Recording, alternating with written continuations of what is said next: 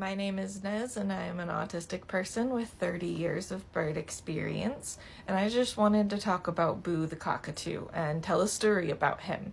He was a parrot that my mom had when I was growing up, and when I was 14, I was taking a shower alone in the house with the door unlocked. But we lived in a fairly safe neighborhood.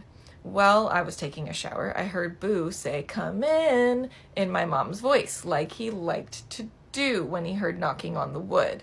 We also had a rabbit at the time who would also make knocking noises, and Boo would respond to them. So I assumed that it was just that. So I finished my shower, wrapped my towel around me, but it is so small that there is like a strip of skin and we got some side boob going on.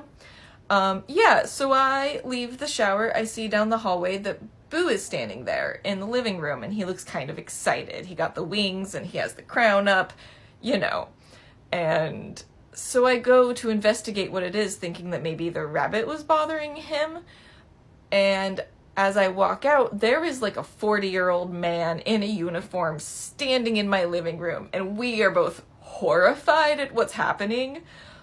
He sees me and the towel and the skimpy and the kidness, and I'm like, "What are you doing in here?" And he said, "Well, you invited me in." And I said, "I was in the shower. I did not invite you in." And I look down, and Boo starts bouncing and laughing in his like little cackly way. And I look down and I'm like, "Oh, you are so dead, bird."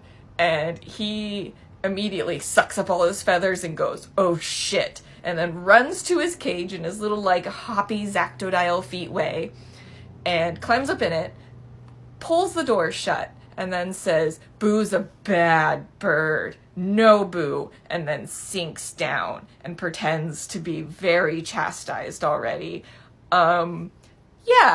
And I don't really know what to do at that point, so I just kind of say, just stay there, hold on a minute, and like run to my bedroom and like slam the door shut and lock it and get dressed.